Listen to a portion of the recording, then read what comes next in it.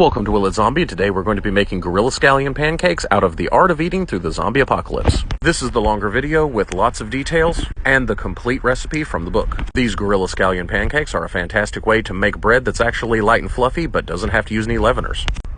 Here we're going to chop our green onions. I went ahead and bought these from the store because it's not green onion season, although there are a lot of wild green onions where I live, so in spring maybe we'll redo this with actual foraged green onions.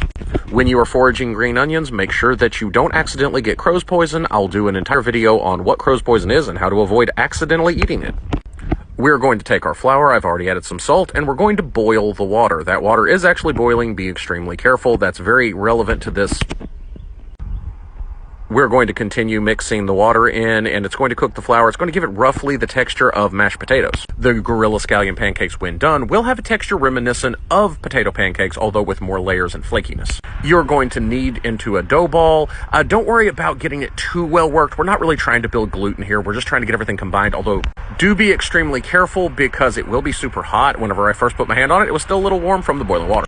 Once you have it worked into a ball, we're going to put it onto our work surface. Make sure to lightly oil your work surface or use a little extra flour or anything you can. It is the zombie apocalypse. You do what you got to do. For this step, we really do want to roll it out as thin as we can. I'm using a tiny rolling pin that's conveniently travel sized. You can use a wooden dowel or any clean stick. This is actually a super important step. We're going to take any kind of oil or fat. This can be bacon grease, animal fat, lard, vegetable oil, anything you can get your hands on it. We're going to paint it onto the surface of the pancake. This is going to be really important for creating those layers we're trying to make. Here we have just some general spices. It can be literally anything you can scavenge, and this has some black pepper, some turmeric, some curry powder. Remember, in the zombie apocalypse, spices are king. There's a reason they used to be worth literally their weight in gold. Here we're going to add our green onions. Make sure not to get them too thick, and also make sure that when you cut them that you dice them as thin as you possibly could, otherwise they're going to literally stick out through your pancake. The first step is we're going to roll this up like a cigar. So we're going to roll it towards us, and now we're going to roll it again, this time like a snail. So we're going to roll it along its own length. Here I am turning it so you can actually see it, and turning it again because I'm indecisive. Once you've rolled it up onto itself, you're going to smash it flat, and that's going to allow you to create a bunch of layers inside your pancake. Think of these as the Damascus steel of pancakes. Now, I actually, at this point, rolled this one out too thin. If you roll them a little thicker, the later ones I did were thicker, so that actually worked. We want the first step to be as thin as possible. This one, let it stay a little bit thicker, and you'll have better results. My very thinnest ones tended to fall apart.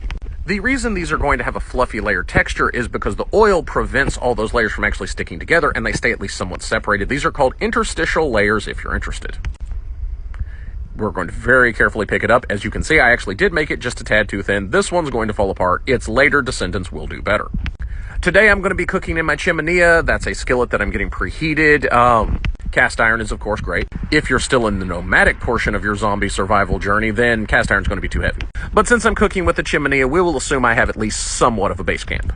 You could easily do this over a campfire, but I use the chimenea because I had one handy.